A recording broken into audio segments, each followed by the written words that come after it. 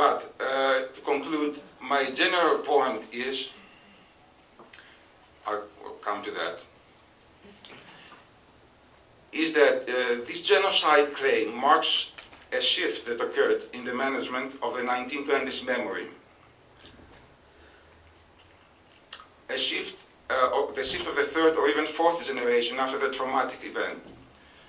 These generations were no longer ashamed of affirming publicly their Ponticness, as opposed to the previous ones, whose first priority was to assimilate and be normal Greeks like everybody else, not to stand out.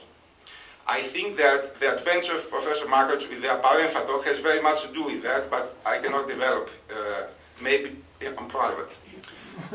But, what's very interesting, and as far as I know unique, is that these manifestations are symptoms of a constitutive ambivalence, a way of negotiating a particular Pontic subjectivity, which is an otherness presented as a sameness, or vice versa. In all of them there is a double or even multiple meaning.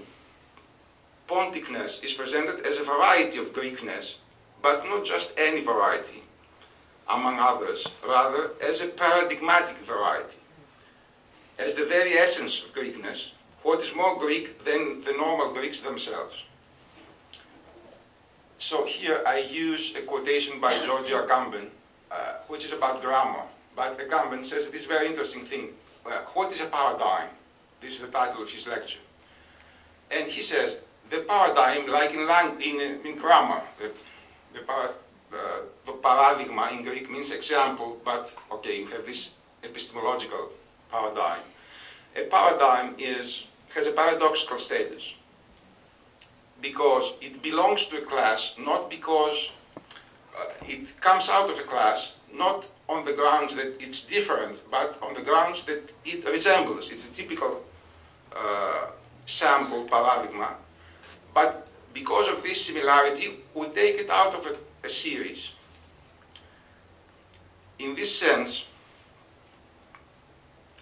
I claim that the Pontic Greeks put forward their traditional,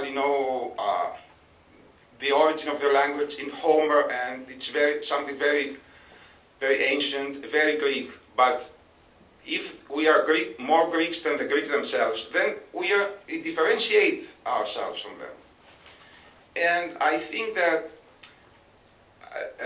there is the language and these comic strips and CDs and everything is the territory of a nation-state, a virtual nation-state that was never formed, will never be formed, but it is in the cyberspace. It's the Pontic nation-state that was not created in 1920 as they desired. And it is a ghost that is transmitted transgenerationally and is symbolized in perpetual new forms every time. And these discourses about resistance and everything, they glorify the resistance of Pontic populations in terms of the preservation of the language and culture, while at the cost of the Black Sea before 1922. But we can read them and translate them as an allegory. The real miracle is the resistance of the Pontic culture after 1922 in the Greek state, because then it was much more difficult for them to preserve their language. And I think that here we have a whole social poetics, as Herzog would say. And this is another poster, that could be compared with the CD front.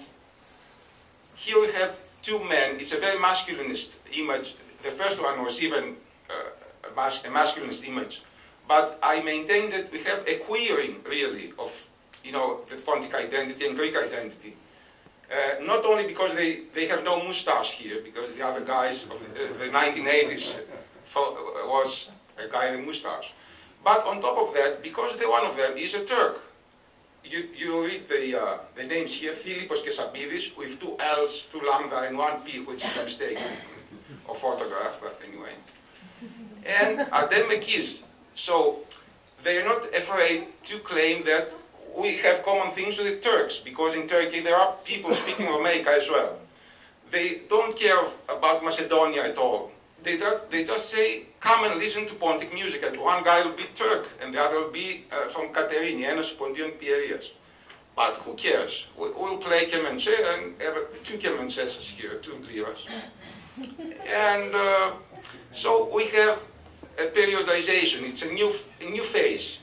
And maybe another one will come, but nobody knows what this will look like. That was about all.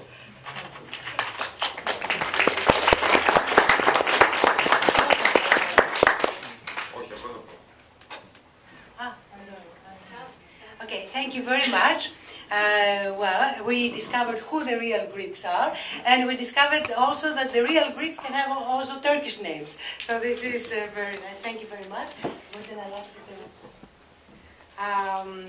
The next speaker is Dr. Thessaloniki.